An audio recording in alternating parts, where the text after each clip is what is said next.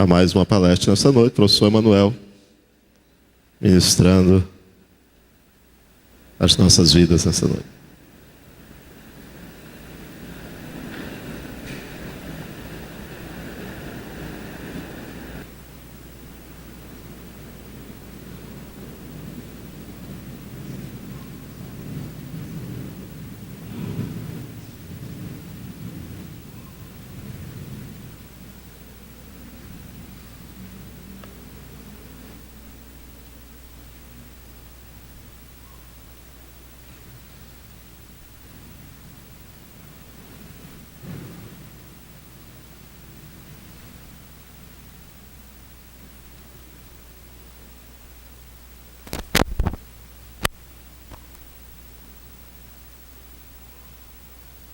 A paz do Senhor, amada igreja. Boa noite para todos. Larina, por favor.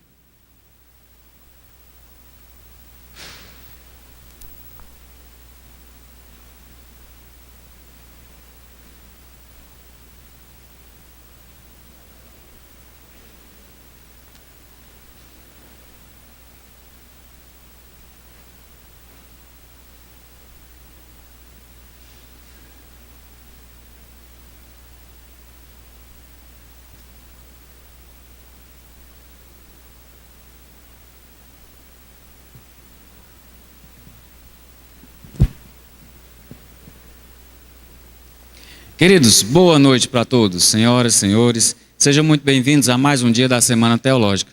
Eu quero louvar o nome do Senhor, parabenizar a todos vocês. Vocês estão de parabéns. Vocês aceitaram o convite, aceitaram o desafio. Vocês estão de parabéns por me aguentar aqui mais um dia. Tenho boas notícias, amanhã é o último dia que vocês vão me aguentar aqui. Mas vocês estão de parabéns, queridos. Vocês receberam com muito carinho o convite de pensar, de refletir. Vocês receberam com muito carinho a ousadia de dar um passo de obediência a Deus. Vocês, acima de tudo, aceitaram o desafio de ser diferentes. E eu gostaria que você abrisse a sua Bíblia na carta que Paulo escreveu aos Filipenses. Hoje, estarei conversando com vocês de assuntos não menos polêmicos do que o de ontem. Por que não dizer até mais polêmicos? Hoje eu também vou colocar pulgas atrás das orelhas de vocês. Estou aqui com alguns alfinetes, estou aqui com alguns espinhos, alguns cravos, incomodam um pouquinho. Alguns assuntos que serão tocados, tratados aqui, podem gerar um certo desconforto, mas Deus é bom. Vamos lá. Na carta que Paulo escreveu aos Filipenses, capítulo de número 2,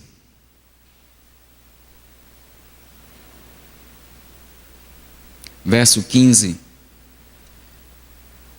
eu considero esse versículo chave para aquilo que nós propomos conversar hoje, dialogar. Eu pretendo levar essa palestra até 21 horas, 21h15, e depois abrir o espaço para conversarmos, debatermos, expormos. Já vieram algumas pessoas dizendo ali que tenham perguntas para fazer. Quero expor minha opinião, tá certo? E aqui é o espaço exatamente para dialogarmos. Quero apenas frisar de que eu não vou bater o martelo. Quem sou eu para bater o martelo? Mas estou aqui na posição de fomentar a discussão, o debate, a busca para respostas não simplistas, mas para respostas mais coerentes, mais profundas. Então, Filipenses 2,15 diz assim: para que vos torneis irrepreensíveis e sinceros, filhos de Deus inculpáveis, no meio de uma geração pervertida e corrupta, na qual resplandeceis como luzeiros no mundo, preservando a palavra da vida. Para que no dia de Cristo eu me glorie de que não corri em vão, nem me esforcei inutilmente. Larina.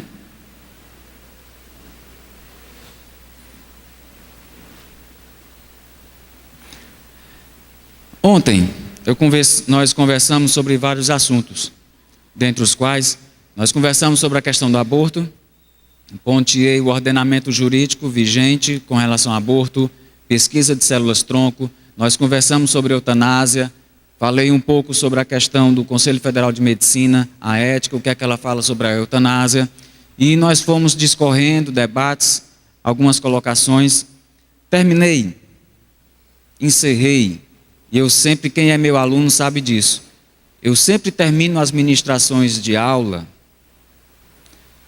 com uma reflexão.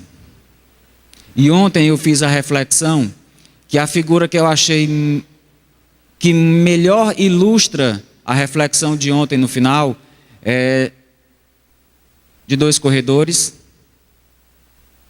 um passando o dardo para o outro. E ontem, no final das minhas colocações, a ministração que eu fiz, a reflexão que eu fiz foi sobre a nossa geração, anteriores de pais na fé. Conversei com vocês sobre como nossos pais na fé das Assembleias de Deus largaram tudo que tinham.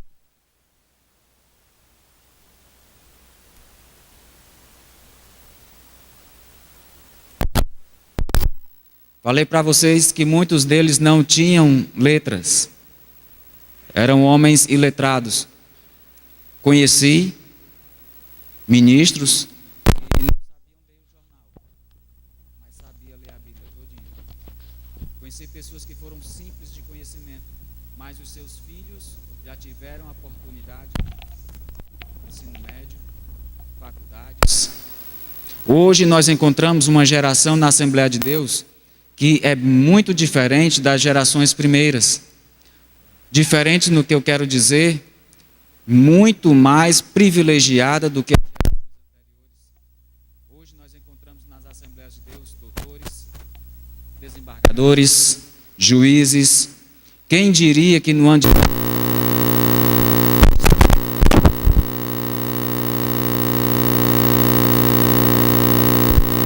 crente poder enterrar, não era permitido enterrar no cemitério da cidade. Muitos interiores e sertão, ministros do Evangelho enfrentaram esse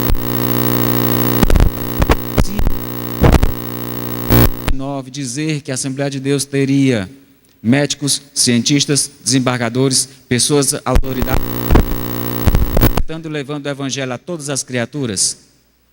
Hoje, querido, aquela geração mais simples, mais humilde, está passando agora o bastão para nós.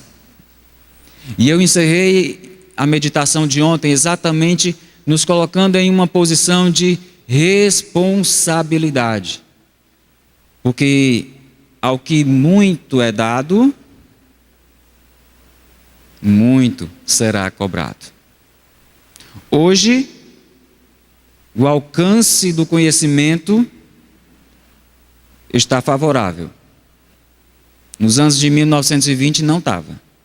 Hoje, a leitura da Bíblia está favorável, a busca de conhecimento está favorável, você tem acesso a conhecimento em seminários, escolas bíblicas de férias. Muito está sendo dado à nossa geração. E muito, querido, nos será cobrado. E aqui eu finalizei ontem exatamente com esse incômodo, com esse desconforto. O que é que você está fazendo com o conhecimento que você está adquirindo? E eu ainda terminei com uma outra pergunta. Como será o bastão que você vai entregar para os seus filhos e netos? O que é que eles vão receber? Qual vai ser o posicionamento cognitivo, de fé, de conhecimento que nós estaremos passando para a próxima geração. Ontem eu terminei conversando exatamente sobre isso, tá ok? E hoje eu vou entrar em outros assuntos também polêmicos, alguns também delicados, alguns desconfortáveis, mas a minha intenção aqui é exatamente essa, tá ok? Larina, vamos para o próximo.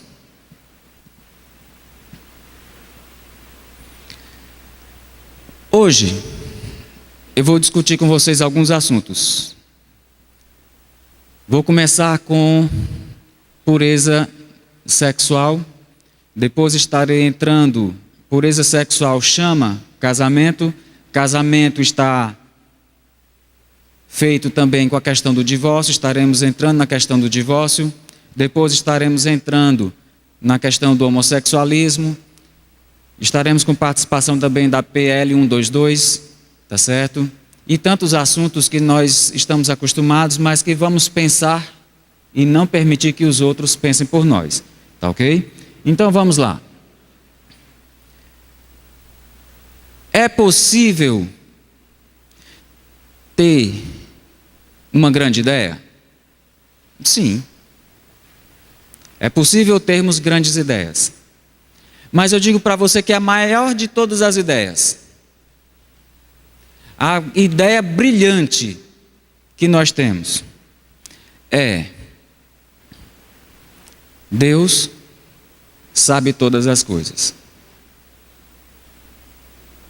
Temos a ideia de que, apesar da nossa capacidade, também somos cientes de nossas limitações. Sim ou não? Mas Deus, Ele é capaz? Sim. Só que Ele não tem limitações. Então é preciso que se tenha uma nova ideia. E hoje, que tipo de nova ideia eu quero compartilhar com vocês e desafiar vocês? E por que eu me sinto à vontade, queridos, para lançar esse desafio para vocês? Pelo seguinte: podemos fazer uma mudança de paradigma para acertarmos o alvo? E que mudança de paradigma eu estou me atrevendo a sugerir para vocês? É o seguinte: pode? Pode não. Pode, isso pode. Não, pode não. Não, isso aí, pode não. Não, pode. Posso isso? Não, pode não. Durante muito tempo, a questão ficou amarrada em poder e não poder. Isso pode, isso não pode. Isso pode, isso não pode. E eu quero sugerir para vocês um outro paradigma. E fundamentado em que eu estou sugerindo para vocês um novo paradigma. Eu me fundamento de que vocês já são maduros, embora eu tenha que reconhecer que aqui, devido à heterogeneidade, há pessoas que são mais maduras e aqueles que são menos maduros, mas eu quero encarar você como alguém de nobres intenções. Eu quero encarar você como alguém que pensa, como alguém que desafia os costumes modernos, não baseado em pode, não pode, mas desafia e resplandece em uma sociedade corrupta, baseado e fundamentado no que a palavra de Deus te fundamenta em ser melhor para você. Qual deve ser o seu posicionamento? Deuteronômio 28 e Deuteronômio 30, Deus ele é muito claro, ele chega para Israel e diz o seguinte: eu tomo céus e terra como testemunha, que propus para vocês a vida e a morte, a bênção e a maldição. E ele ainda dá um toque: escolha a vida. Ele ainda dá uma colazinha: escolhe isso aqui para que viva você e sua geração. Deus ele te sugere, está no teu caminho.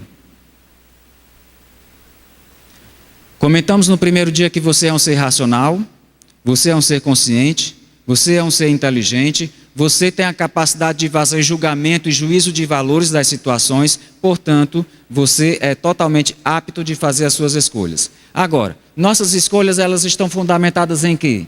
Você pode fazer escolhas baseadas em sentimentos, você pode fazer escolhas baseadas em emoções, você pode fazer escolhas baseadas em raiva, ira, paixão. Ei, quantos aqui já fizeram escolhas baseadas em paixão? Só eu? Ufa. É? Escolhas essas que te deram resultados bons e resultados que não foram tão bons assim.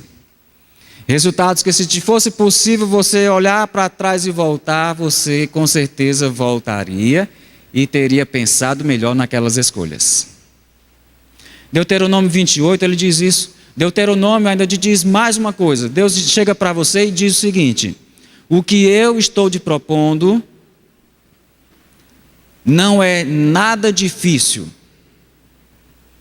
E esse é o fundamento daquilo que eu quero desafiar você. Na minha versão, na NVE, nova versão do Emanuel, eu escrevo assim: o que eu proponho para vocês, quem é meu aluno sabe que eu gosto de brincar. Deuteronômio diz assim: o que eu estou propondo para vocês não está no céu para que alguém diga, eu não sou passarinho para sair voando e pegar. E também não está nas profundezas para você dizer, eu não sou peixe para mergulhar e pegar. Não.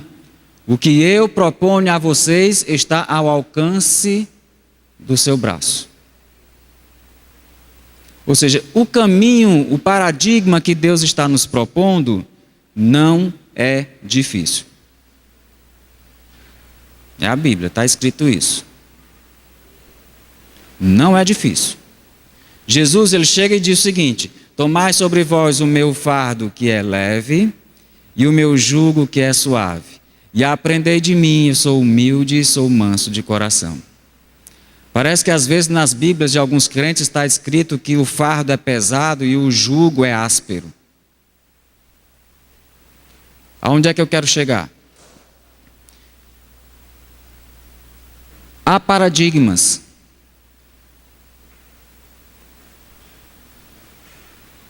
que podem ser mudados. E eu digo isso com muita cautela para não gerar pinçadas e dizer coisas que eu não disse. Aonde é que eu quero chegar? Existe um paradigma melhor. A chave é a fechadura. Emanuel, eu vejo a santidade não como um livro de regras, embora essas regras tenham o seu valor, o seu espaço e o seu tempo e sejam válidas. Mas eu quero desafiar vocês a um mergulho mais fundo. Vamos mergulhar mais fundo? Bora? Vamos descer 100 metros a mais? Bora? Estão se sentindo confortáveis para ir mais fundo? Então bora. Que tal pensar santidade? Santidade é uma opção para nós? Sim ou não? Não. O que foi que Deus disse para Abraão? Ser perfeito e anda na minha presença. O que foi que está escrito? Sede santos, porque eu sou o Senhor e eu sou santo. O que é que o Novo Testamento te fala? Santificai-vos. Portanto, andar em santidade é um estilo de vida.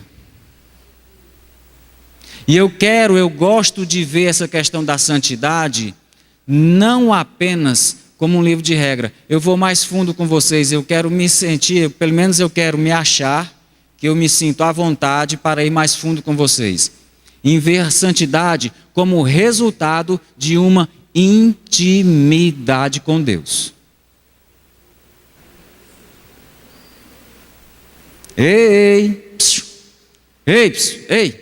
Eu não sou o Márcio Prado, mas presta atenção. Queridos, santidade, intimidade.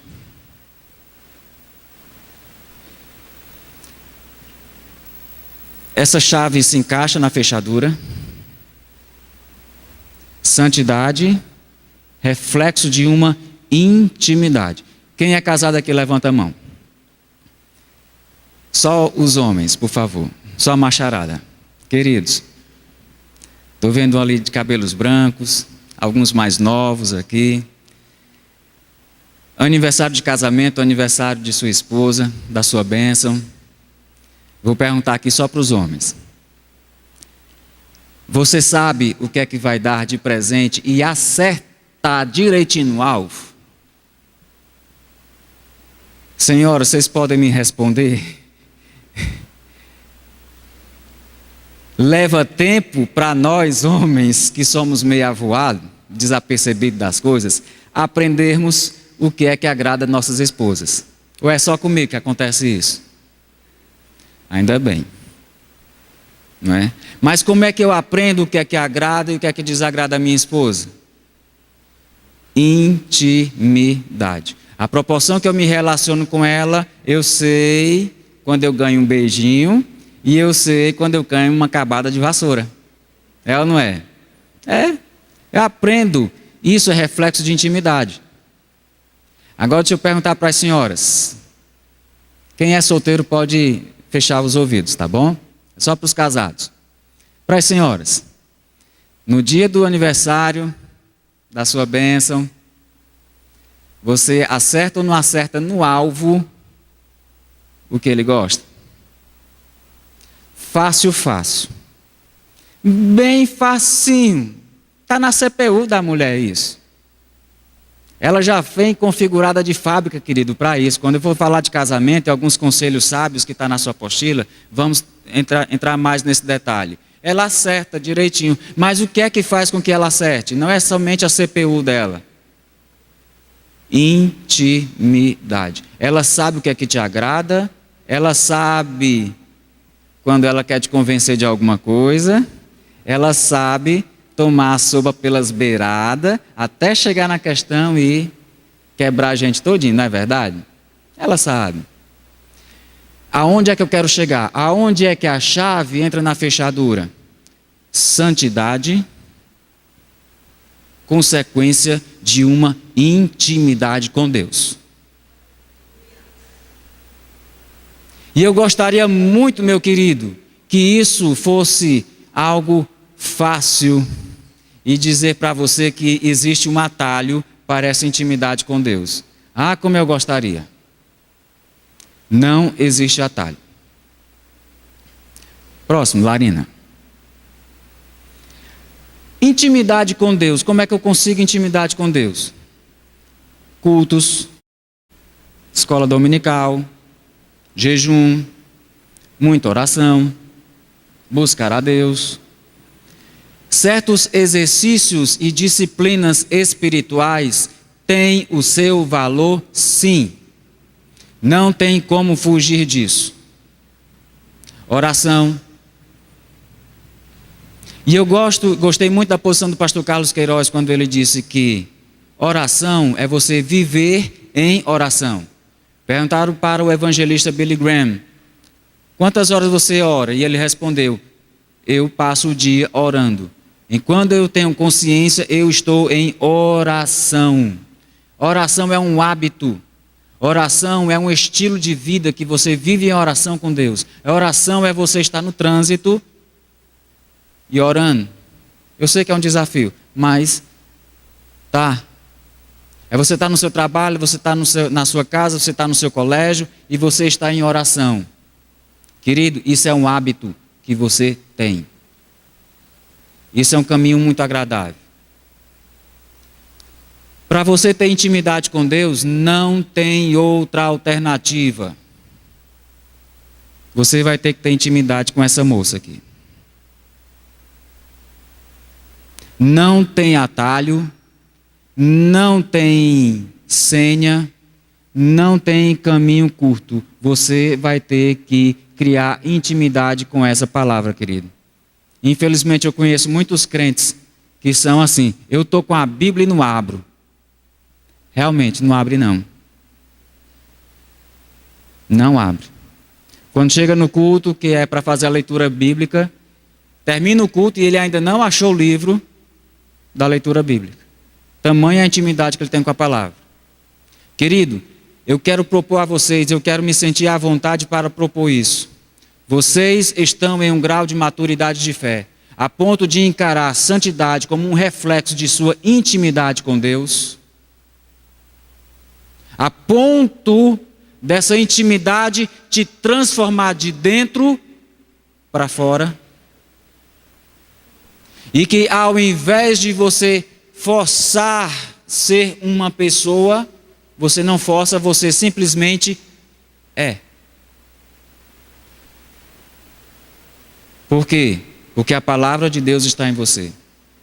Romanos capítulo 2, versículos 1 e 2 diz o seguinte: rogo-vos, pois, irmãos, que apresentei os vossos corpos como sacrifício vivo e agradável ao Senhor, que esse é o vosso culto racional. Versículo 1. Versículo 2. E não vos conformeis com este presente século, em outras versões, com este mundo, mas transformai-vos pela renovação da vossa maneira de pensar, para que possais experimentar qual é a boa, perfeita e agradável vontade de Deus. Versículo 2. Na vossa maneira de pensar. Paulo escrevendo aos Coríntios, 1 aos Coríntios 2, 11 ao 16, ele finaliza o verso 16 o seguinte: vós, porém, tendes a mente de Cristo.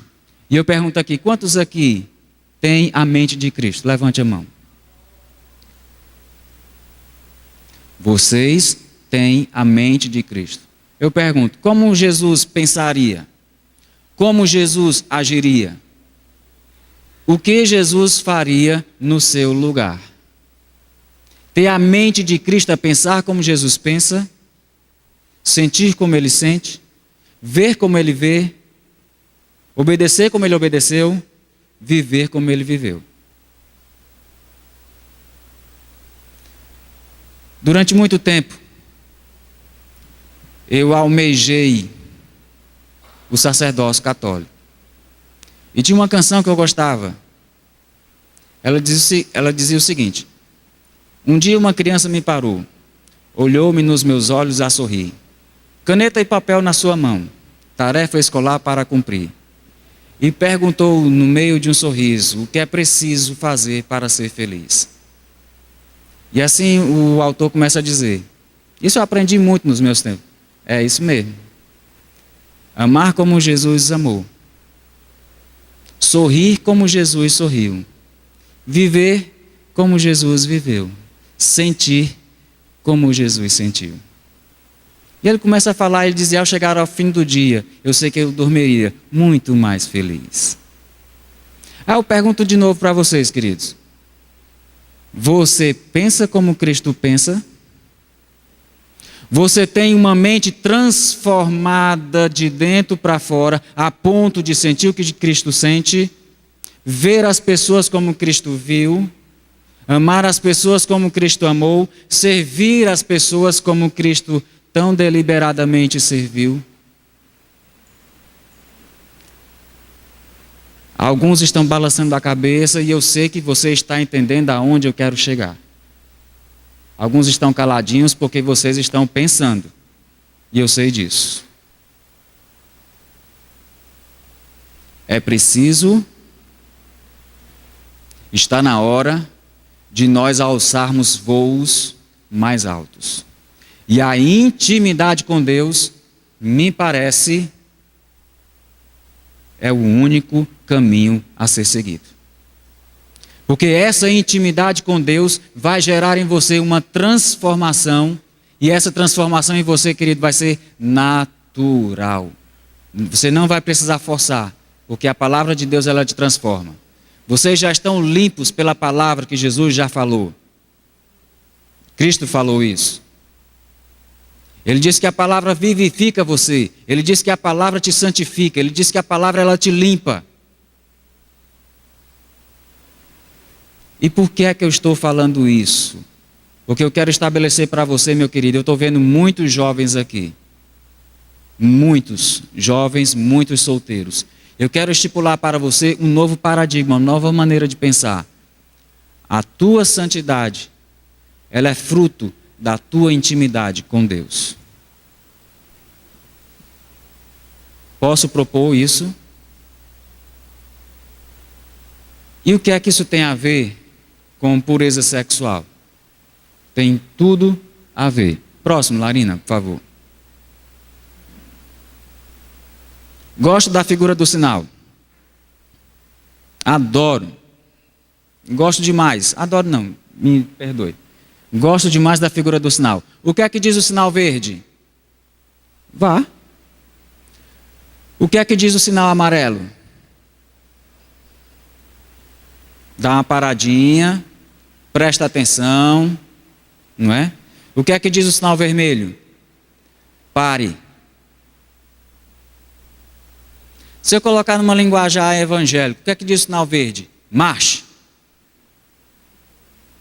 Avança o mar vermelho. Pode marchar.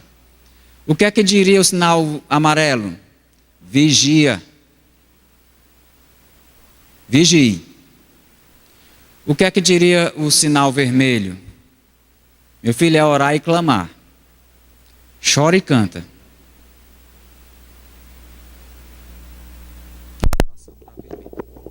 E o que é, professor? O que é que isso tudo tem a ver com pureza sexual? É muito fácil. No instante você vai entender. No instante, quando você entender isso, você vai entender o nosso posicionamento quanto à pureza sexual. Imagine vocês que essa linha, quem é meu aluno sabe, eu aplico essa dinâmica em sala de aula, que essa linha aqui é a linha que separa vivos e mortos. Entenderam? Daqui até a porta. Está claro? Vamos lá. Eu estou vivo? Estou? Eu estou vivo? E agora? Estou vivo em da Silva, né?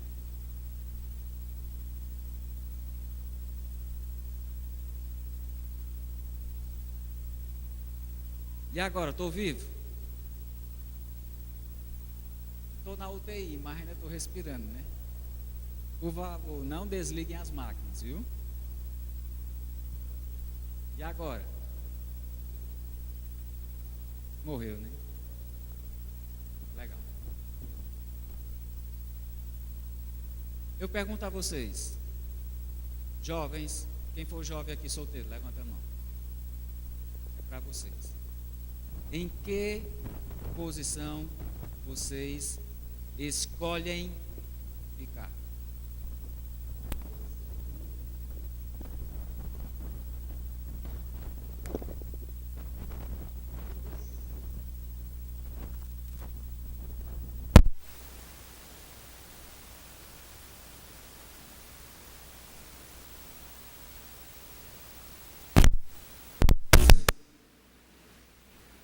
A3. A3. A posição 3.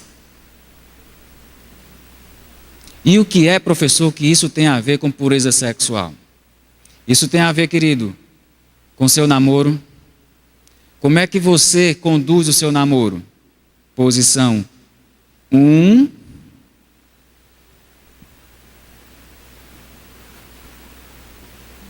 Dois ou 3. Como é que você, jovem, está conduzindo sua internet? Porque se eu vou falar aqui de pureza sexual, não tem como eu não deixar de falar de pornografia. Porque de repente você está na internet, você tem um notebook, você tem um tablet, você pode acessar o Wi-Fi aonde você quiser. Você está utilizando essas ferramentas, o tablet, na posição 1, 2 ou 3. Tá certo, mas eu sei que tem alguns aqui que estão utilizando o tablet, a internet, na posição aqui. Acessa o que não é devido. Olha o que não é para olhar. Mais uma vez eu pergunto, quem é que escolhe isso? É você. Provérbios 4:23 diz: de todas as coisas que você deve guardar, guarda o teu pensamento, porque dele depende a sua vida. Na NVI diz assim, e na nova tradução na linguagem de hoje está escrito assim: a maneira como você encara o seu relacionamento de namoro, ela pode te levar para o sinal verde, que vai te levar para uma bênção de Deus na sua vida, ou ela pode te levar para o sinal vermelho, que vai te levar para as consequências desastrosas que isso pode levar para a sua vida.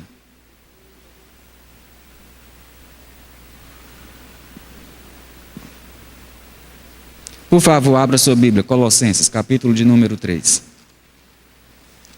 E o que é que isso, professor, tem a ver com pureza sexual? Bora nós. Daqui a pouco vou pedir para você olhar a sua apostila, tá? Colossenses 3 diz o seguinte: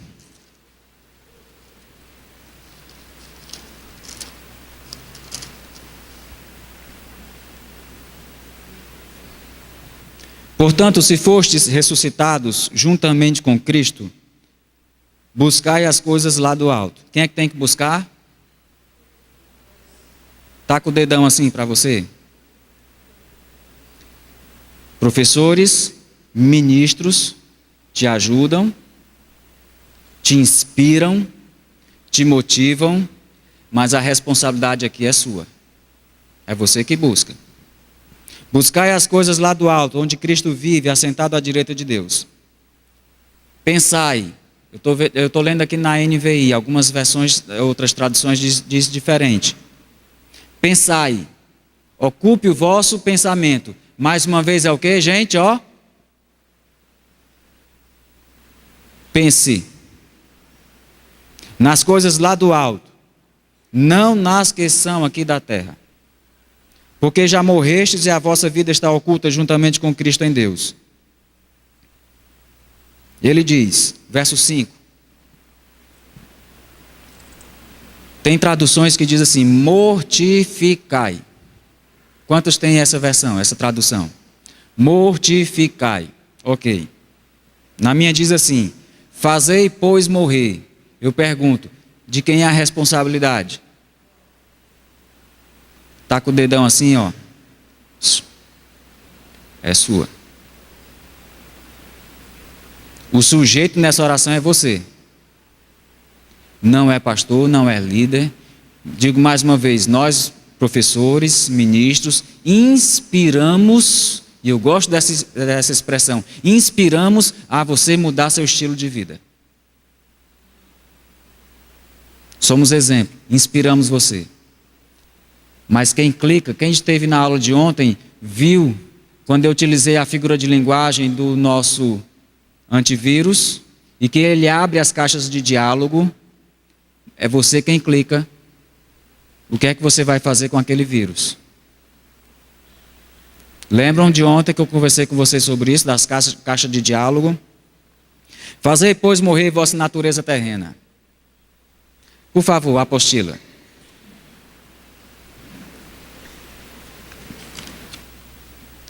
Página 29.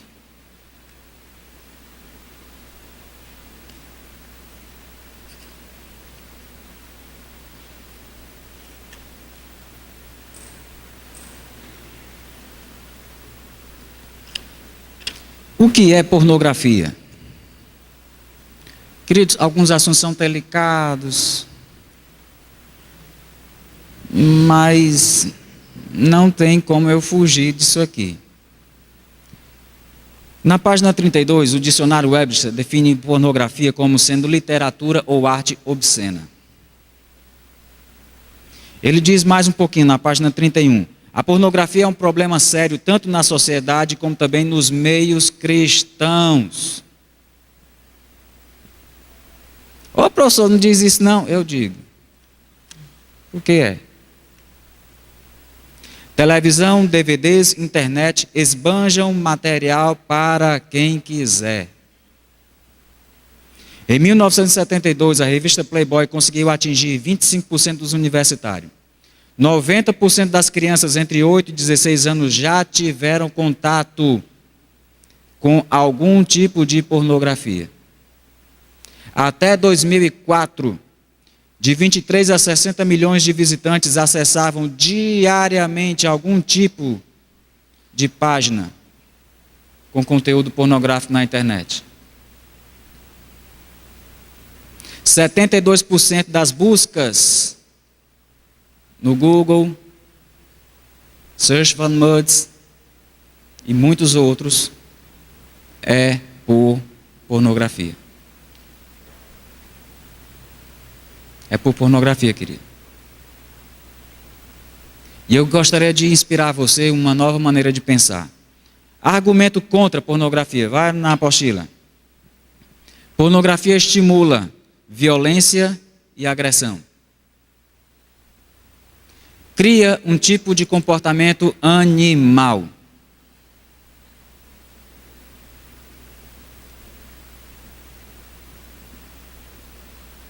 A pornografia, ela te estimula, não está na apostila. A pornografia, ela te estimula lascívia. A Bíblia, ela se coloca muito firmemente contra a lascívia. Contra a lascívia. Jesus, ele diz, de onde é que vêm os adultérios?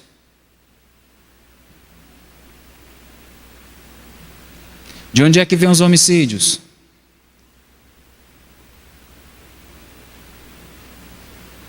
De onde é que vem a ganância?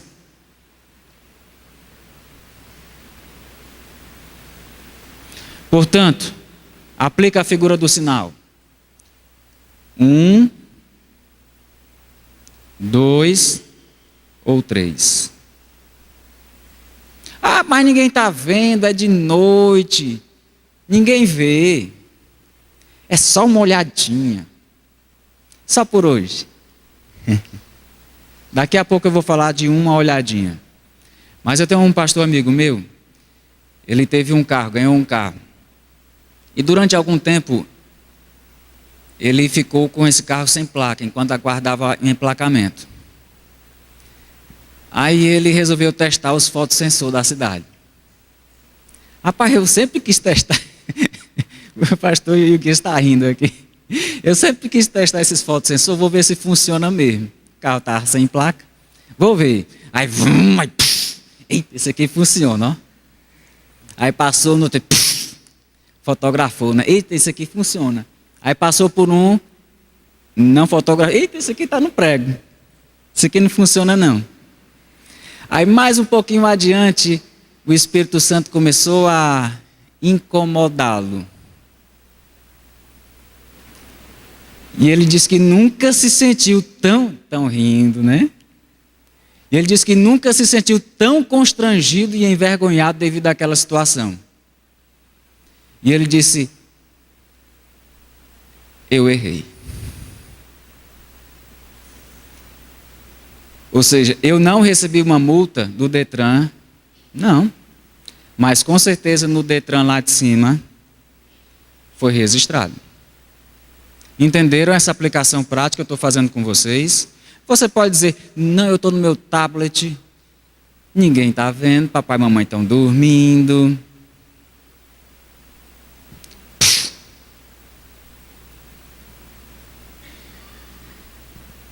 Não tem como você escapar do fotossensor. Lembram da figura do antivírus? A varredura do antivírus detecta esse estroia que está no seu coração. Esses spyware, malware, worms, ele detecta isso que há no seu coração e ele abre uma caixa de diálogo com você. O que é que você deseja fazer com isso? Excluir, mover para a quarentena ou simplesmente ignorar? Quem é que dá o clique? É você. Querido, continuando aqui. Cria vício. Pornografia é tão viciante quanto álcool, drogas. Cria vício. É viciante. E dependência semelhante aos das drogas. Está associado a assédio sexual, abuso sexual, estupro, abuso infantil, abuso do cônjuge e homicídio. Produz famílias disfuncionais. Permite que a disfuncionalidade sexual seja o padrão para a sociedade. Transforma o sexo, que é uma bênção de Deus, em algo que é maléfico. A pornografia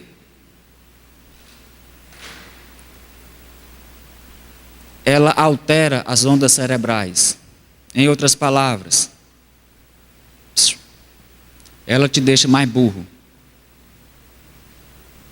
Ela altera, neurologicamente está comprovado, cientificamente isso. Ela altera a troca dos impulsos nervosos do hemisfério direito para o hemisfério esquerdo, bloqueando os do esquerdo para o direito. Em outras palavras, além dela gerar problemas funcionais, ela também vai gerar em você problemas neurológicos. Todas as drogas têm algum tipo de alteração neurológica. O crack, em questão de segundos, atinge o sistema nervoso central. Em questão de meses, ela já está produzindo em você uma dependência doentia. Porque algumas drogas, entre elas crack e heroína, destroem a massa cinzenta do seu cérebro. Com o tempo, você vai perdendo dicção, você vai perdendo a sua cognição, você vai perdendo seus movimentos, você vai perdendo porque ela está destruindo irreversivelmente as células nervosas. Se você não acredita nisso, querido, é só você conhecer a Cracolândia, é só você se der a oportunidade de conhecer as casas de recuperação. Você vai encontrar pessoas doentes mentais.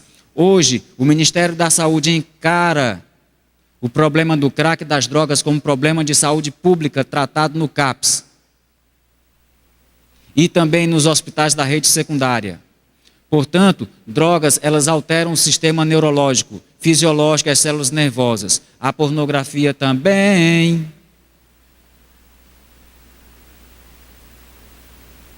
Do mesmo jeito. E vicia. Onde é que você quer ficar? 1, 2 ou 3?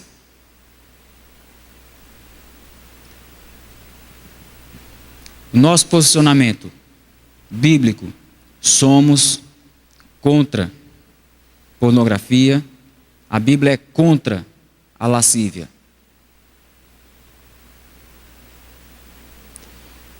Que assunto delicado. Mas vamos lá. Masturbação. Ô, professor, não fala isso não. Me permitam.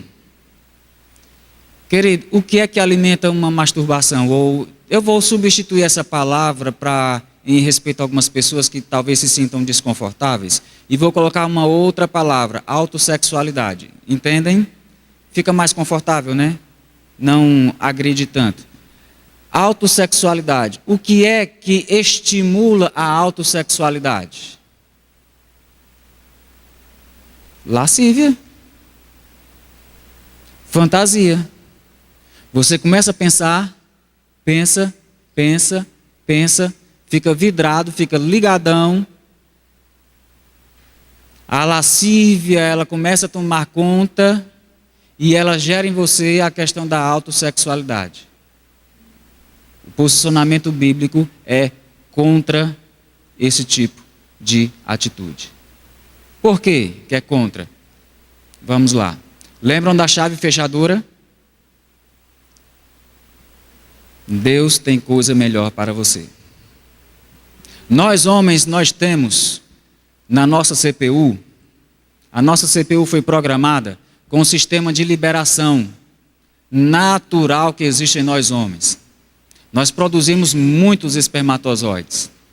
São milhões, queridos, que são produzidos, acumulados no epidídimo e depois, juntos com o líquido prostático, eles formam o que chamamos de sêmen. Diariamente nós estamos produzindo milhões de espermatozoides. A nossa CPU foi configurada com um sistema de desbloqueio. Quando a produção está muito alta e não há como liberação, existe o sistema automático que libera o gatilho chamado poluição noturna. Me permitam, são algumas coisas delicadas, mas eu tenho que falar com vocês. Ou seja, nós homens, quando o estoque está muito elevado, nós temos naturalmente a questão da poluição noturna.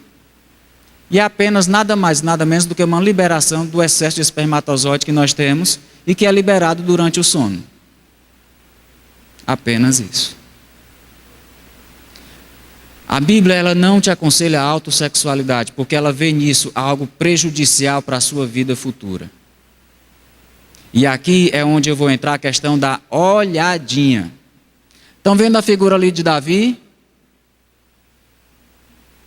Estão vendo Davi ali? Bem pichototinho. Uma olhadinha.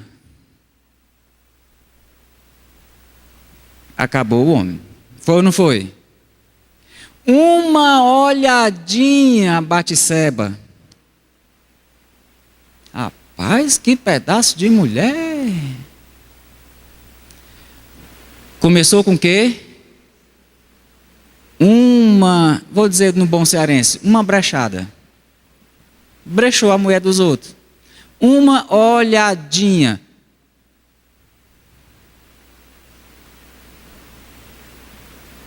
Consequências, vamos lá. Davi foi descoberto. A consequência, ele mandou matar o marido da moça. Foi responsável direto pelo assassinato de Urias. Acabou com a vida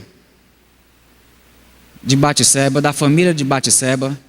Houve consequências nefastas na vida de Aitofel. A ponto de uma certa altura Aitofel querer vingar-se pelo estrago que Davi fez na família dele. Aitofel, que era pai de Batseba, sogro de Urias, e viu a família, Aitofel viu a família dele estragada só porque Davi deu uma olhadinha. O que é que custa uma olhadinha? Eu vou já dizer o preço mais dessa olhadinha, dessa coisa boba. Eu estou no meu tablet, Wi-Fi, estou no meu quarto, ninguém está vendo. Acabou com a família de Batseba, acabou com Aitofel, foi descoberto, foi acusado de homicídio. Acusado não, ele provocou o homicídio de Urias. Mais um pouquinho, a moça engravidou, o menino morreu. Deus não permitiu que aquela criança viesse ao mundo. Mais um pouquinho, mais consequências para a vida de Davi. Tudo isso por causa de uma olhadinha. Mais um pouquinho, o profeta Natan tacou o dedo nas ventas dele e disse: como você encobriu o seu pecado, o que você fez escondido, vão fazer na frente para todo mundo ver. Tudo isso o quê? Com uma olhadinha. Mas, como você matou um rapaz, saiba que a espada não sairá da tua casa. Tudo isso começou com o quê? Uma olhadinha. Mas,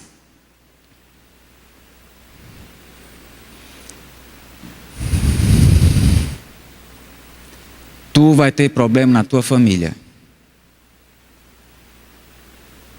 E tudo isso, queridos, começou com uma simples olhadinha. Vamos lá. Absalão puxou o tapete do pai. Aminon teve problemas com Adonias pela sucessão. Teve estupro na casa de Davi. Meu irmão com meia irmã. Esse estupro que aconteceu com a filha de Davi levou com que o outro irmão inteiro da moça tomasse vingança e satisfação do outro irmão. Isso gerou uma grande confusão na vida de Davi. Absalão conheceu todas as concubinas na frente para todo mundo ver. Vou dizer que era um Zé Walter, com todo o respeito, mas aconteceu isso. E tudo isso começou com o quê? Uma olhadinha. Ei, aplica a figura do sinal. 1, 2 ou 3. Por que é que eu estou frisando essa questão do olhar? Estou colocando muito sério o posicionamento bíblico com relação à lascívia, pornografia e imoralidade.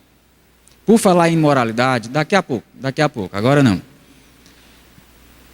O que foi que Jesus disse? Se o teu olho direito te escandaliza,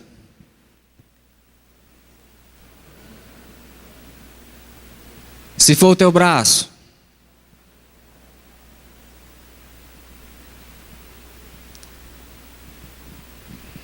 lembra do nosso antivírus? Ele abre uma caixa de diálogo com você e pergunta: o que é que você vai fazer? Aí ele abre duas opções: arranca ou não arranca? Quem é que vai dar o clique? Quem é que dá o clique? É você. Você pode muito bem, nesse momento, abrir a caixa de diálogo e clicar arranca. Vai na opção arrancar. Como também você pode escolher ir na opção não vou arrancar não. Aí tem uma outra opçãozinha, lembrar mais tarde. Você pode muito bem, querido, ir para a opção de lembrar mais tarde, mas você sabe a consequência que isso vai acontecer na sua vida. Portanto, querido, leve muito a sério essa questão da lascívia, dos seus olhos, da pornografia, da imoralidade, das relações sexuais ilícitas. Leve muito a sério isso. Você não precisa chegar no sinal vermelho. Querido, se o teu sinal está amarelo, é melhor parar. Nunca o amarelo vai para o verde, nunca, preste atenção. O amarelo sempre vai para o vermelho.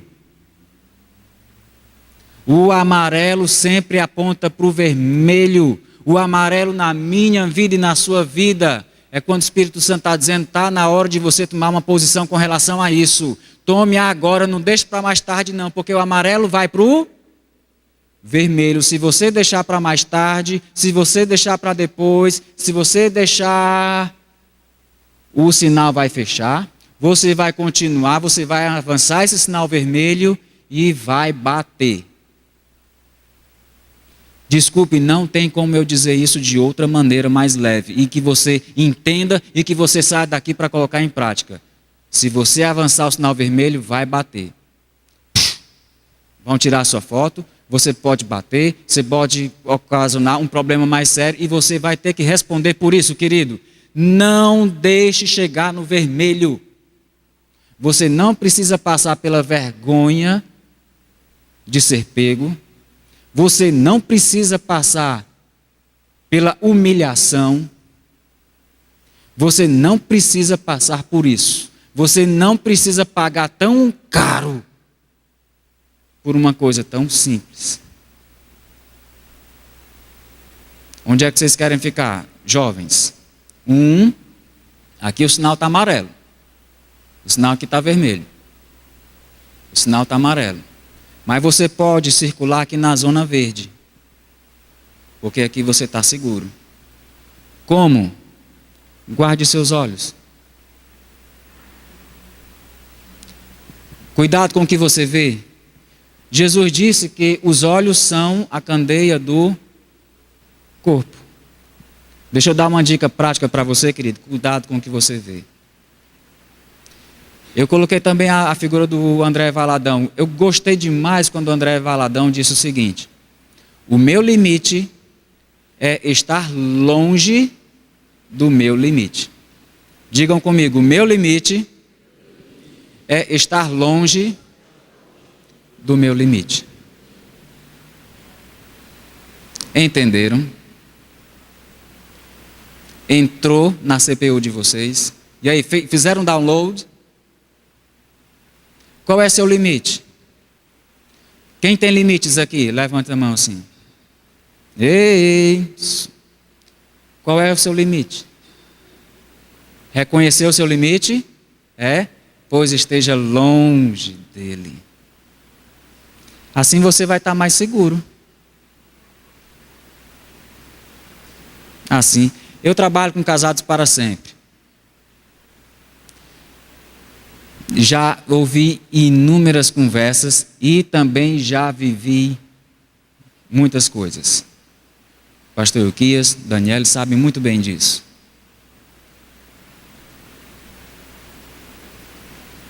Um exemplo prático. Quem trabalha no MMI, que é o Casados para Sempre, é um excelente curso para você casal, para você casado. Se você ainda não fez, a Decidade, ela disponibiliza o Casados para Sempre. Vai ter turmas agora, pastor? Vai ter. Não perca a oportunidade, querido.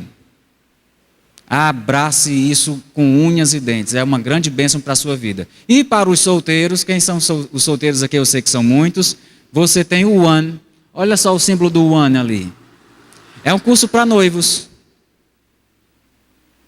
O legal desse símbolo é que é um 2. Vocês conseguem ver um 2 deitado ali? É o 2 se transformando em um. One. Uma das lições do One, uma das coisas que o One, nesse curso de noivos, mais propaga é a questão da pureza sexual. Sexo é uma bênção. Digam comigo, sexo é uma bênção. Só para casado, querido. Não se anime, não. É um privilégio, é um presente de Deus exclusivo para os casados. Glória a Deus.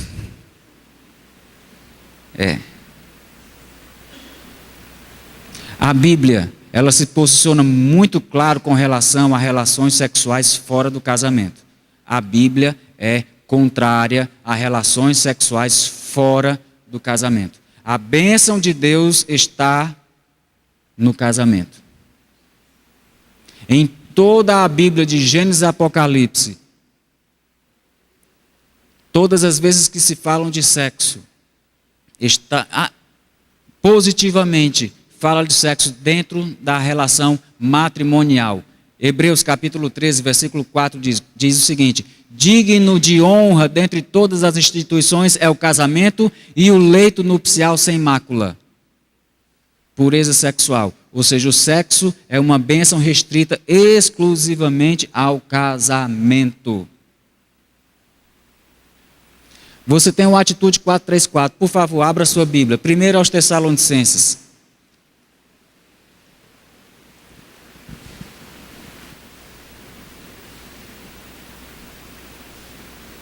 Primeiro aos Tessalonicenses, capítulo 4, verso 3 e 4. Querido, você que é jovem, você que é solteiro, você que é casado também. Daqui a pouco nós vamos entrar em casamento e vamos cutucar um pouquinho isso aí. Há ferramentas extraordinárias.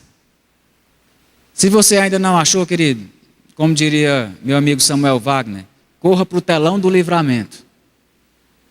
Aqui, ele te dá livramento. Diz o seguinte: porque esta é o quê? Muito bem. Qual é a vontade de Deus? A vossa santificação. Ok. Continua.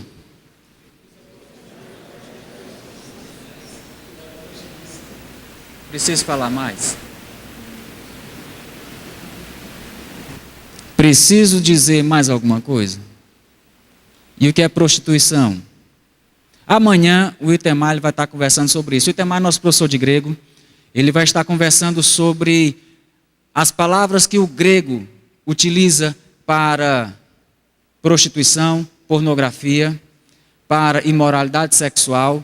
Você vai encontrar algumas traduções que diz relações sexuais ilícitas, outras traduções vão encontrar o mesmo trecho com a palavra fornicação, outros vão utilizar a palavra adultério. E o nosso seminário, ele conta com professores, vastos professores, e cada um mais qualificado que o outro, cada um nas suas áreas. O Itemar vai estar conversando sobre o grego amanhã. E as palavras que o grego utiliza para caracterizar o que é pornografia, imoralidade, relações sexuais ilícitas dentro do grego. Amanhã o Itemar vai estar dando uma aulinha para vocês sobre isso, para que você esteja baseado e fundamentado muito bem no que é que a Bíblia está dizendo isso. Mas de uma maneira geral, para você sair de casa, ou daqui para casa, com isso na sua CPU, prostituição, relação sexual fora do casamento. Eu não quero ser simplista, mas pelo menos para hoje eu tenho que ser simples para que você entenda o que eu quero dizer. Ok? Vamos mais adiante. Próximo. Realidade da família. Vou entrar agora em casamento e divórcio. Estão vendo essas cadeiras aqui? Ninguém está curioso não de saber o porquê dessas cadeiras? Reservado, eu já estou terminando, eu tenho mais 20 minutos e até agora meus convidados ainda não chegaram. Está reservado. Eu reservei essas cadeiras exclusivamente para o casal perfeito. Aquele casal que nunca brigou, que sempre se entenderam, que sempre se amaram, aquele casal perfeito. Sinta-se à vontade. Está reservado exclusivamente para você, querido. Não existe casal perfeito. Não existe. Por isso está reservado para ele. E aí, tudo bom? Está entendendo? Depois eu deixo você falar. A senhora está bem? Muito legal, bacana. Legal. Eles estão gostando. É. A realidade do casamento no Brasil. Vamos lá. Vai. Taxa de divórcio é a maior desde 1984. Do total dos 243 mil divórcios registrados em 2010, 239 foram processos concedidos sem recursos. Símbolozinho de paz para toda a vida. Eu e minha esposa ministramos o curso. Tem também esse curso aqui na Adversidade, Paz para toda a vida. Você que é pai, você que quer uma ferramenta para educar seus filhos, Paz para toda a vida é uma ferramenta em tanto que vai te ajudar a abençoar os seus filhos. Próximo, Larina, por favor. Em relação a este último número, houve um acréscimo de 36,8% em relação a 2009.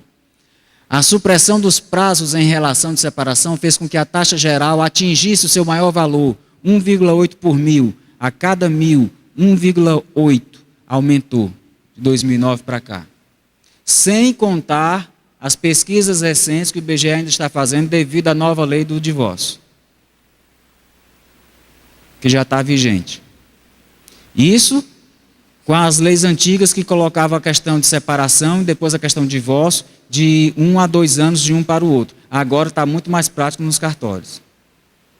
Ainda vão se fazer pesquisa e a tendência é que esse número aumente cada vez mais. Próximo. Em 2010 foram registrados 977.620 casamentos no Brasil. A taxa de nupcialidade legal teve ligeira elevação em relação a 2009. Próximo. Total geral de separações de divórcio no Brasil, isso até 2010. Antes da nova lei do divórcio. Próximo. Os filhos em idade pré-escolar são os mais vulneráveis, uma vez que não podem entender situações complexas. Muitos deles se acham culpados, porque os pais estão se separando. Próximo. A dor, o estresse de uma separação só perde para a morte do cônjuge. O estresse gerado por uma separação só perde para a morte de um dos cônjuges. Agora imagine isso na cabeça de uma criança. Manifestam ainda frequentemente ideia de fugir de casa, bullying, violência, agressividade. Próximo. Quem vai liderar a batalha em favor das famílias? Será o governo? Serão os políticos? Serão as empresas? Quem vai liderar a luta? Opa!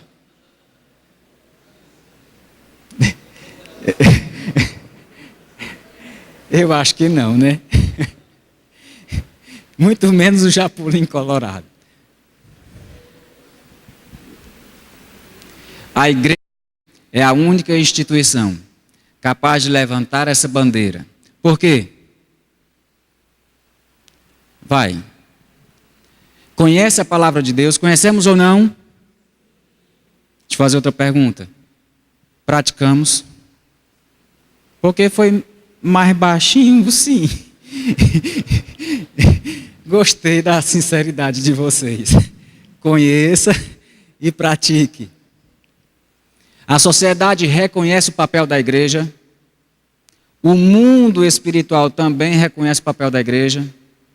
Jesus Cristo tem essa autoridade, Ele já nos deu essa autoridade aqui. Eis que eu vos dou autoridade, Ele já nos deu.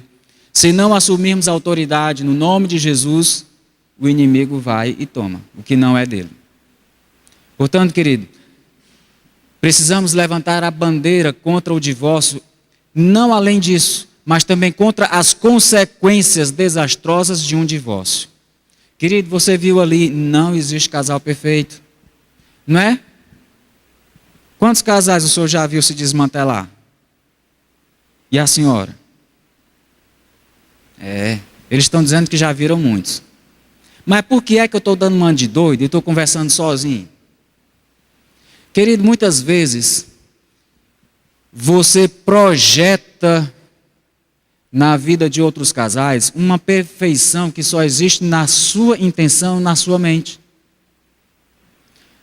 Exemplo, casal fulano de tal é um casal perfeito, nunca vi brigando, nunca vi. O exemplo deles, rapaz, vocês são exemplos para mim. Querido, só na sua cabeça. Porque você projeta isso e você acaba criando um casal que, se me desculpe lhe decepcionar, não existe. Só na sua cabeça. Não existe casal perfeito. Quantas pessoas não chegaram para mim, para Leque, e disseram, rapaz, vocês são um exemplo para a gente. Ao mesmo tempo que isso me deixa feliz, isso também me deixa constrangido. Ei, entenderam? Constrangido por quê? Porque eu chego para a Leque, então a Leque chega para mim, é mais fácil ela chegar para mim e dizer, ei, precisamos consertar. Eu, sim, senhora. Manda quem pode, obedece quem tem juízo, querido. Pronto. Pronto. E às vezes sou eu. Leque. Tal. Tá certo. Acontece. Desajustes no casamento, querido, existe, mas não seja isso uma causa da sua separação. Conselhos sábios. Tem aí conselhos sábios na sua apostila? Deixa eu dar 2 conselhos bem rapidinho. O tempo não está me ajudando, daqui são 21h10. Eu já vou passar o microfone. Daqui a pouco estaremos conversando sobre divórcio. O pastor Uquias, ele vai estar conversando com vocês sobre essa questão do divórcio. É uma questão ministerial. Para vocês terem uma ideia, há igrejas norte-americanas que apoiam o divórcio. Deixa eu só dizer aqui para vocês. Há igrejas evangélicas que apoiam o divórcio na seguinte situação: adultério, abandono do lar, abuso, doenças infecciosas, negligência. Há igrejas que se posicionam favoráveis ao divórcio por essas razões.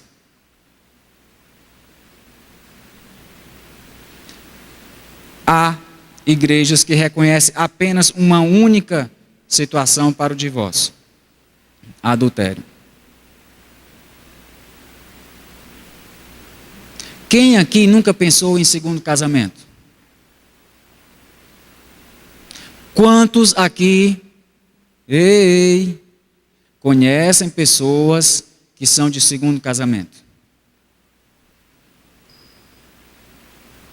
Qual é a nossa posição? Querido, isso é uma posição ministerial. E daqui a pouco, o pastor Ilquias ele vai estar conversando com vocês sobre a posição ministerial com relação a isso. O nosso pastor, o pastor Ilquias, ele é professor do nosso seminário. Olha só as disciplinas que ele dá: aconselhamento cristão, administração eclesiástica.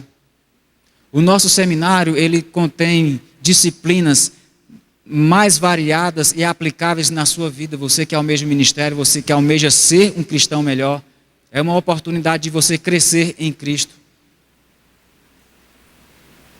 Crescer na graça e no conhecimento, é o que Pedro diz na sua carta. Ele também dá disciplina de pastorais para pastores. Então, que pessoa melhor qualificada que senão o nosso pastor para estar falando sobre posição ministerial com relação ao divórcio? Mas alguns conselhos práticos que eu vou dar para vocês aqui. Primeiro, na sua apostila tem aí conselhos do coração. Eu botei um coraçãozinho aí, um azul. Pelo menos na original foi um azul e um rosa, mas vamos lá, né? Conselhos do coração. Oh, que medo! Eu vou pedir para os solteiros tamparem os ouvidos. Não é para vocês. É só para os casais. Mulheres, olha para o cabeção aqui. Nós homens somos altamente compartimentados.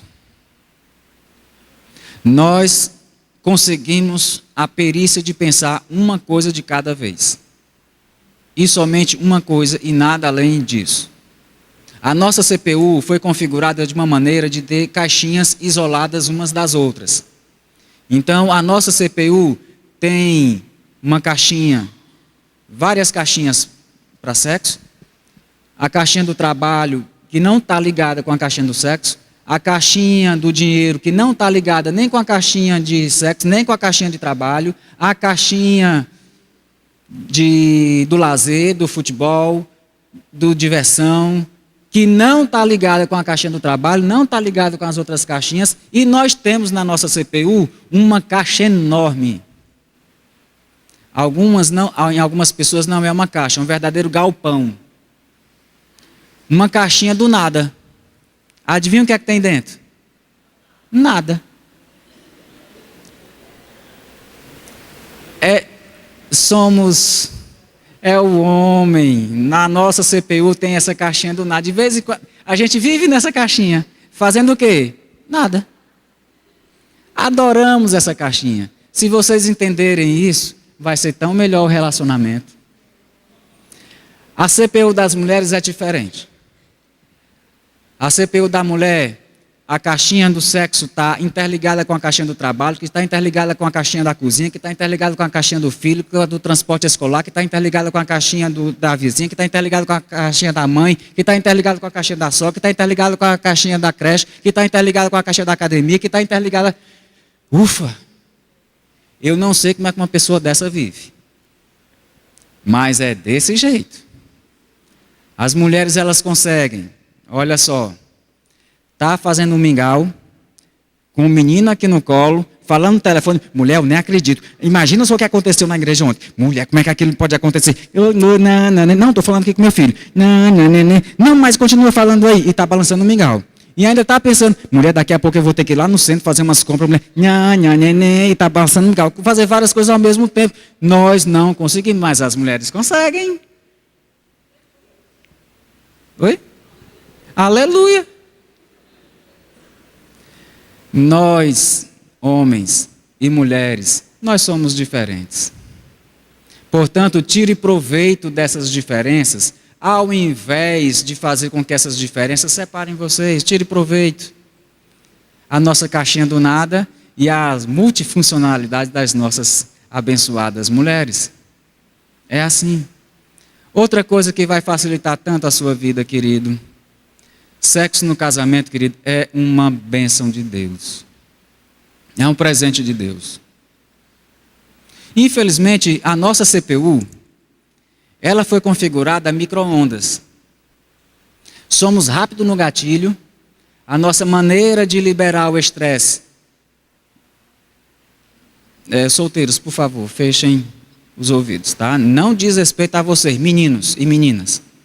A maneira como nós vamos liberamos o estresse que nós mais gostamos depois do esporte é na alcova, na cama. Já as mulheres é diferente, a maneira como elas liberam o estresse é na língua, falando, conversando, abrindo, conversando, e você vai ter que aguentar. É terrível para um homem ter que aguentar uma mulher de TPM falando, conversando, ai, mas você tem que amar a sua esposa. É assim, meu querido. Nós homens, macharada, senhoras, por favor, nos entendam. Nós somos micro-ondas, somos rápidos. No instante ativamos, no instante saímos da caixinha do trabalho e já chegamos em casa com a caixinha do sexo, ó. Tim! A mulher não, meu querido, a mulher é um fogão a lenha. Daqui que ela pegue fogo, são 3 dias. Portanto, querido, se você queria partir para a bênção hoje à noite, querido, não dá mais tempo, não. O prazo expirou. Então, comece a ser gentil, educado, fale manso, trate bem, vá preparando o terreno. Hoje é quinta, né? Ó, final de semana promete. Para os casais, viu? Só para quem é casado. Solteiros, podem tirar as mãos dos ouvidos. Eu sei que vocês não ouviram, eu sei que vocês me obedeceram. É uma benção, solteiros dessa igreja. Mas é assim, querido. A mulher, ela demora a pegar fogo, mas também quando pega, assa churrasco a noite toda.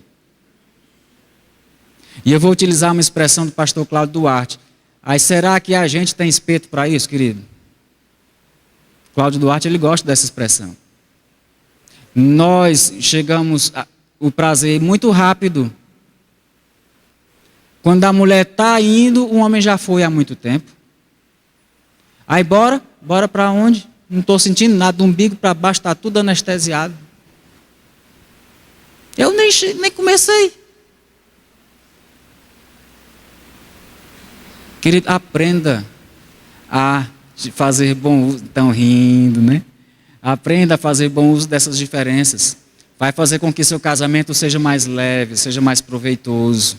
A questão do divórcio é uma questão complicada. Eu acabei de dizer para vocês, tem igrejas que apoiam o divórcio em alguns setores, tem outras igrejas que só apoiam o divórcio no adultério. Amanhã o Itemar vai estar utilizando o texto de Mateus 9, quando Jesus ele fala a questão do adultério, mas foi permitido o divórcio na situação. Em algumas versões utiliza-se a palavra, eu não vou falar, vou deixar vocês na curiosidade, amanhã o Itemar vai estar aqui falando sobre o grego, para vocês, das palavras, das traduções, aonde cada palavra pode ser aplicada nas questões de Mateus 19, ok?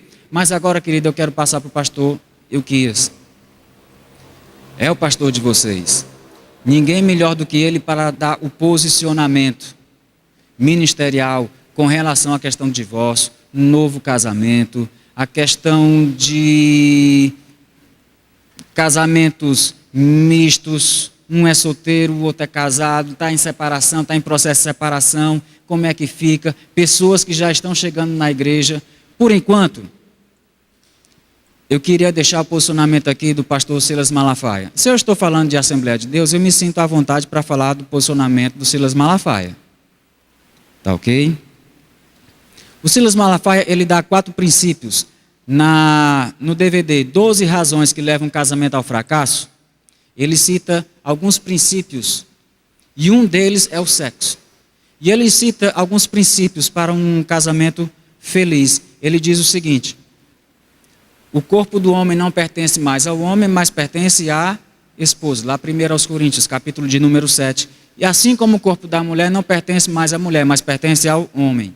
E ele ainda desce mais um segundo princípio: satisfaça, pois, o marido a sua esposa, e a sua esposa satisfaça, pois, o marido. É o segundo princípio que o pastor Silas Malafaia no DVD 12 razões que levam um casamento ao fracasso, que ele cita. E ele ainda diz mais um outro princípio. Ele diz o seguinte: maridos, coabitais, pois, com as vossas esposas, com entendimento, dando honra a elas por ser o vaso mais frágil, para que as vossas orações não sejam interrompidas. E o pastor Silas Malafaia, ele encerra dizendo o seguinte: meu chapa, quem manda na cama é a patroa. Assim, ele conclui. Mas veja alguns posicionamentos que estão lançados aqui na revista Ética Cristã, sobre o divórcio. Por favor, Larina, vai. Pode passar mais. Eu coloquei aqui. Diz o seguinte: as igrejas, de um modo geral, amparam-se em textos bíblicos anteriormente citados. Reconhecem a legitimidade do divórcio para o membro que tenha vítima de infidelidade. Também aceitam no caso de repúdio pelo cônjuge descrente.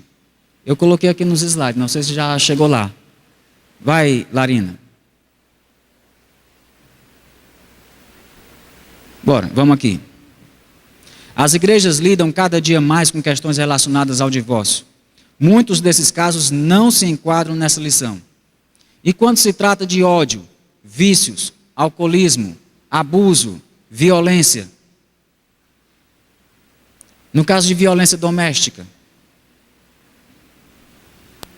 quem é sensível e misericordioso sente-se inevitavelmente impotente para lidar com problemas tão difíceis.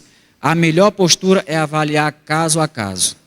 Podemos concluir que em situações extremas, onde há exposição de risco de morte ou dano permanente à integridade física ou moral, tanto dos cônjuges quanto dos filhos, deve-se apelar para a ética situacional, visando a preservação da vida.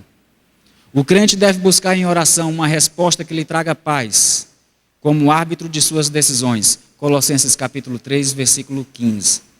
Qual é o posicionamento do ministério Casados para Sempre? Enquanto vida nós tivermos, enquanto fôlego tivermos, lutaremos sempre pela manutenção do casamento. Diremos sempre não ao divórcio. Acreditamos, nós que fazemos parte do Casados para Sempre, o corpo ministerial dessa igreja, acredita que não há ferida que o perdão não cicatrize. Não há problema tão difícil que o sangue de Jesus Cristo não consiga resolver na vida de um casal. Não há impossível para Deus na vida de um casal. O passado de uma pessoa não pode ditar o futuro quando essa pessoa coloca o seu presente nas mãos do Senhor Jesus Cristo.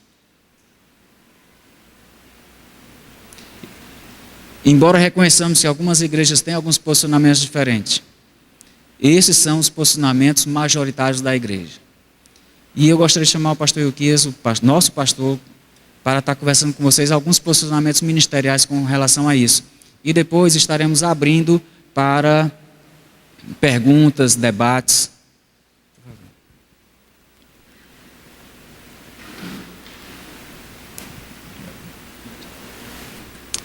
Queridos, paz do Senhor, tentarei ser breve aqui sobre a questão do divórcio e novo casamento. Mateus capítulo 19 é o texto em que Jesus Cristo é indagado pelos fariseus e ele pergunta, os fariseus perguntam a Jesus Cristo se é lícito repudiar a mulher por qualquer motivo. Essa pergunta dos fariseus, ela na verdade é mais um interesse em pegar Jesus do que verdadeiramente saber o que Jesus tem a dizer a respeito do divórcio e do novo casamento.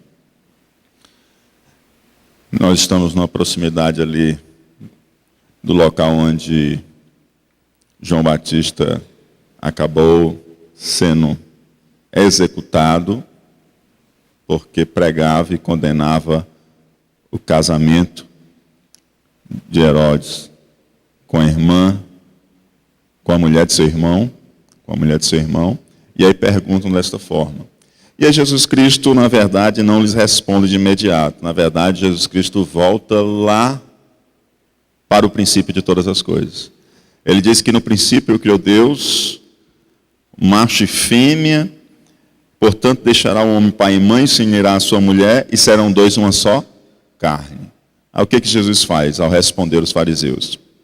Jesus diz o seguinte: olha, a família, ela é uma instituição que ela precede a igreja, e que ela precede o Estado, e que ela precede a lei mosaica. A família, o casamento, é uma criação divina.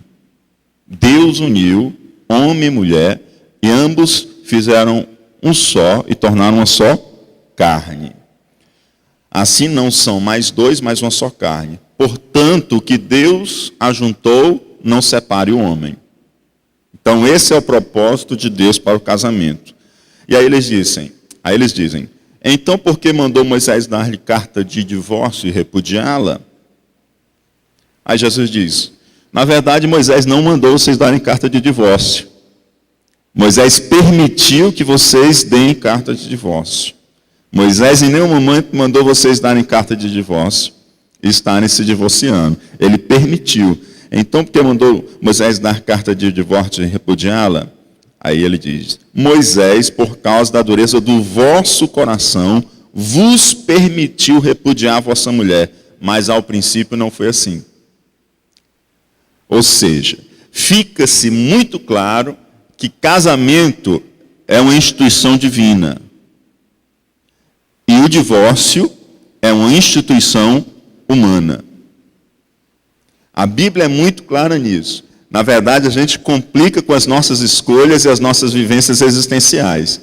Mas a Bíblia é muito clara. O casamento é divino, o divórcio é humano. O casamento é uma criação de Deus, o divórcio é uma permissão de Deus, mas não vontade de Deus. A gente precisa distinguir entre o que Deus quer e o que Deus tolera. São duas coisas diferentes, o que Deus quer e o que Deus tolera. E o Senhor prossegue dizendo, eu vos digo, porém, que qualquer que repudiar sua mulher, não sendo por causa de prostituição, e casar com outra, comete adultério. E o que casar com a repudiada, também comete adultério. O que Jesus diz? Vocês estão acostumados a darem carta de divórcio por qualquer motivo. Se a mulher se acordar de mau humor, vocês podem dar carta de divórcio. Se a mulher queimou o arroz, vocês podem dar carta de divórcio. E entrarem no novo casamento. Aí Jesus diz o seguinte, aquele que der carta de divórcio e se casar novamente, ele está em adultério. A não ser que o divórcio tenha sido motivado por infidelidade conjugal. Ou seja, dentro da perspectiva de Jesus Cristo, nem todo divórcio anula os votos matrimoniais. Nem todo divórcio anula os votos matrimoniais. E um novo casamento só é possível se os votos matrimoniais forem anulados. E qual é o caso em que Jesus Cristo diz que o voto matrimonial está anulado? O divórcio que tenha sido motivado por infidelidade conjugal. Esse sim, Jesus Cristo permite um novo casamento. A gente precisa diferenciar entre permitir o divórcio e permitir um novo casamento. São duas coisas distintas. Nem toda permissão para o divórcio dá permissão para novo casamento. Nem toda permissão para o divórcio dá permissão para o novo casamento. A permissão para o novo casamento, à luz da Bíblia, acontece quando o divórcio ocorre por infidelidade conjugal. E mais tarde o apóstolo Paulo, em Coríntios capítulo 7, vai nos colocar também que pode ocorrer no caso de abandono do lar. Quando um dos cônjuges abandona o lar, o caso de deserção, aí pode-se também estabelecer um novo casamento. Se a gente for procurar base na lei para isso, a pessoa que cometia adultério, ela era apedrejada, a pena era a pena de morte. E o que anula os laços matrimoniais é a morte.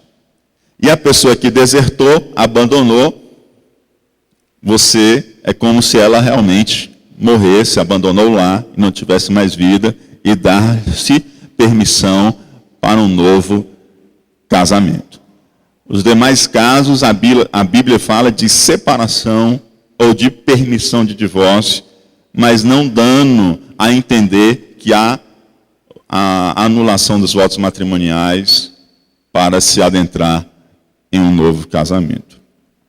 Então, é uma posição bíblica e uma posição clara. Infidelidade conjugal ou deserção. Amém? A gente cria muita coisa, né? Ah, mas eu casei, não era o homem de Deus para a minha vida, eu me precipitei. Mas você fez a aliança. Você fez os votos. Os votos estão feitos. Essa é a posição bíblica. Casamento é criação de Deus, divórcio é criação humana. Casamento é a vontade de Deus, divórcio Deus tolera. Novo casamento, morte, infidelidade conjugal, deserção. Amém? Que Deus nos abençoe.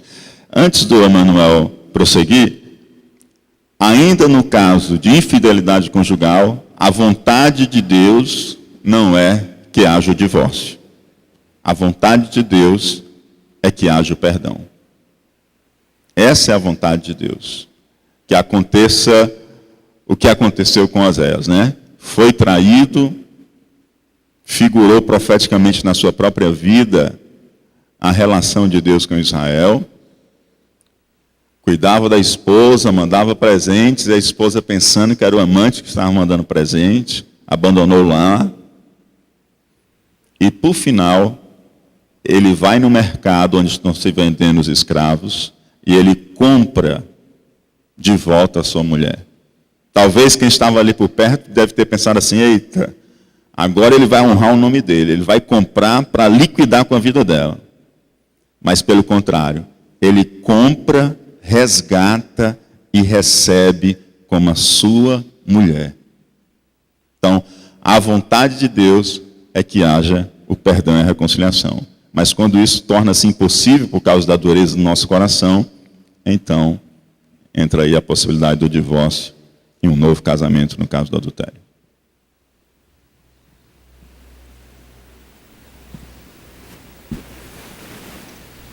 Malaquias capítulo 2, versículo 16. Gente, abre-se um leque para vários casos pontuais.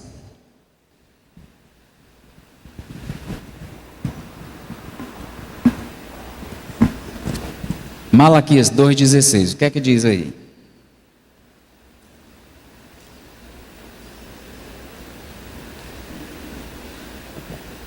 Acho que é do Senhor.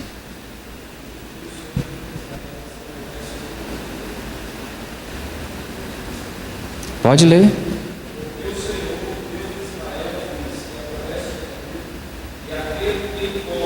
Ok. O Senhor, o Deus de Israel, o quê? Aborrece o repúdio. Outras versões. Odeia o divórcio. Sempre será a propósito de Deus a reconciliação. Sempre será a propósito de Deus que se entendam, Sempre será propósito de Deus a paz. Agora, há casos motivados pelo quê? Conforme muito bem pontuou o nosso pastor, a dureza do coração. Casamento é o quê? Propósito de Deus. Casamento é o quê? Vontade de Deus. Divórcio é o quê? Coisa do homem. O que Deus uniu, não separe o homem. Mas é um assunto que, se você for abrir o leque, tem tantos casos pontuais, é ou não é? PL 122, já vou encerrar e abrir aqui o microfone para vocês. A nossa situação com relação ao homossexualismo, ela é muito clara. E eu não vou adentrar nesse assunto. Pastor Marco Feliciano, deputado Jean Willis, já debateram muito sobre isso. O posicionamento cristão, Deus não aprova a relação homossexual. A Bíblia de Gênesis e Apocalipse vai colocar para você vários textos de que essa não é a vontade de Deus. Agora, qual deve ser o nosso posicionamento cristão com relação ao homossexualismo? Nós já temos a nossa posição. É pecado. Deus não aprova o homossexualismo. A nossa posição é firme com relação a isso. Mas deixa eu fazer uma pergunta para vocês. E com relação ao homossexual? A pessoa que está homossexual é diferente. Nós repudiamos a conduta, não entendemos a conduta como sendo aceita, não entendemos a conduta, essa orientação como sendo benéfica, não entendemos essa conduta como sendo algo aprovado. Não entendemos isso. Entendemos que essa conduta perniciosa é pecaminosa, infelizmente, querido. Não tem como eu dar uma outra palavra ou maquiar, colocar. Não tem. A Bíblia é muito clara com relação a isso. É pecado e, portanto, precisa ser tratado adequadamente. Mas eu vou numa questão mais funda. E com relação ao ser humano, ao pecador.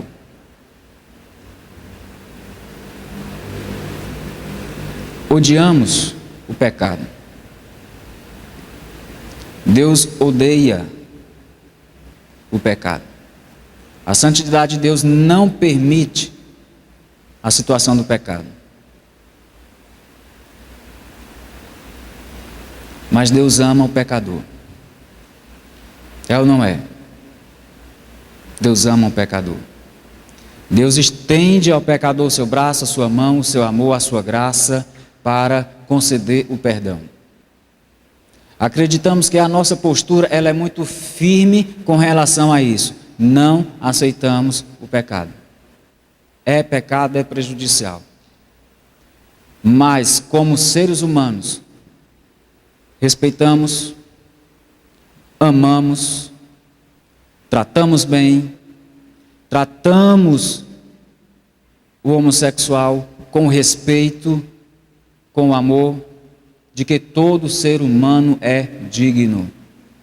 O fato dele ter uma orientação sexual não faz dele diferente. Continua sendo um ser humano.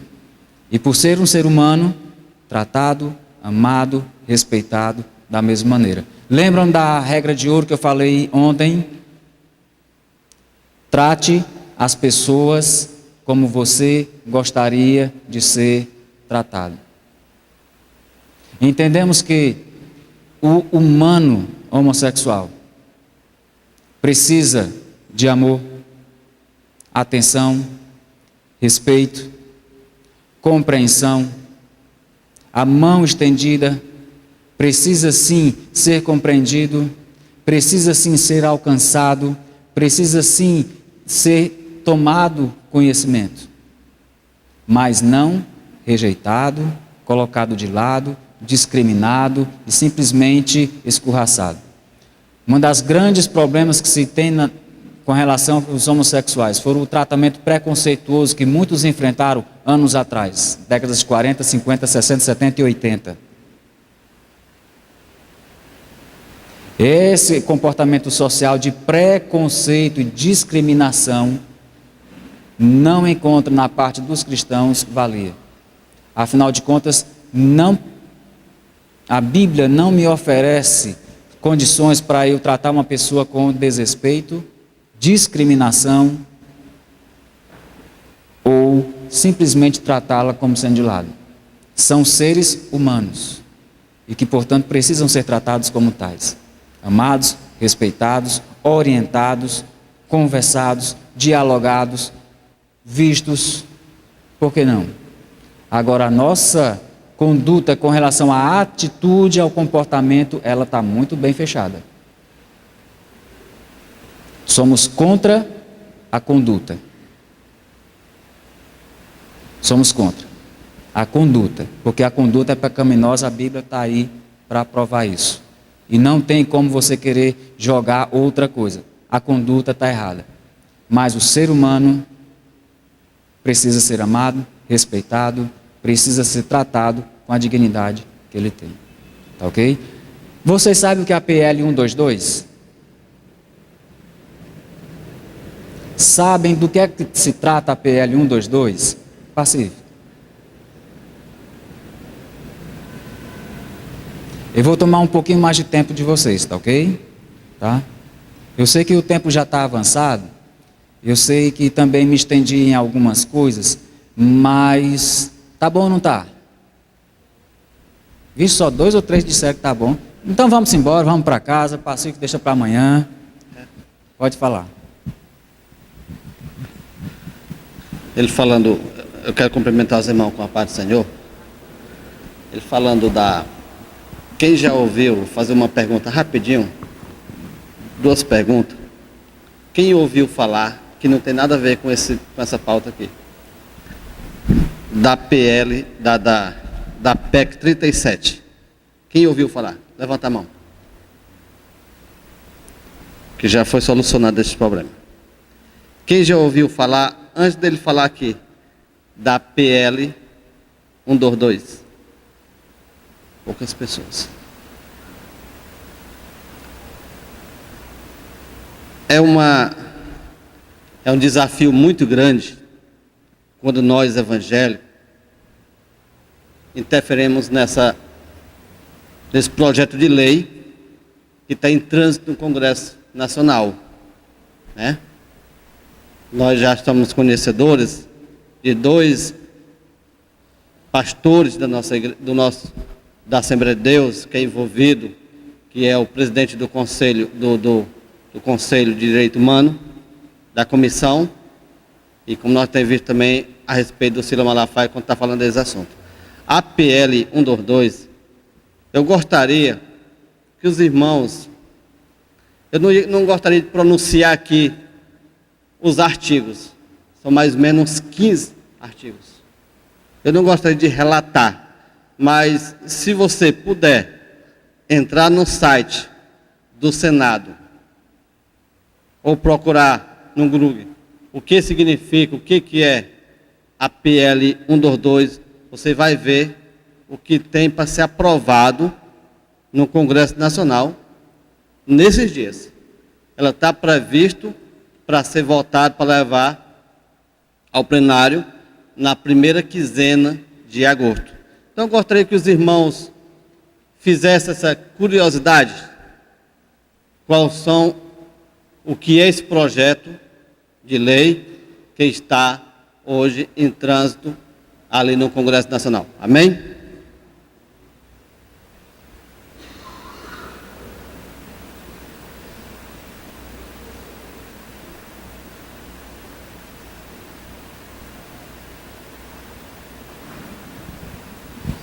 São 21h45.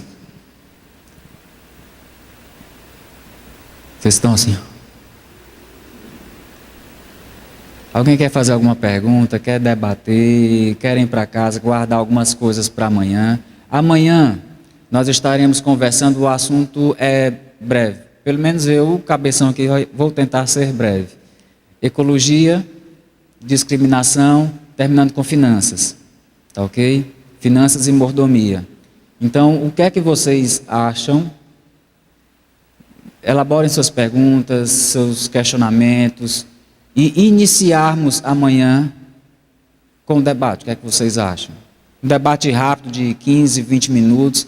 Vamos mudar um pouquinho a nossa didática, a nossa estratégia de abordar esses assuntos, porque eu estou vendo pelo brilho dos olhos, alguns estão querendo perguntar, você pode estar se sentindo tolhido.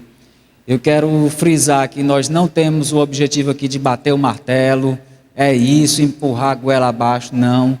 Nós queremos abrir um debate, ouvir vocês, o propósito da Semana Teológica é essa.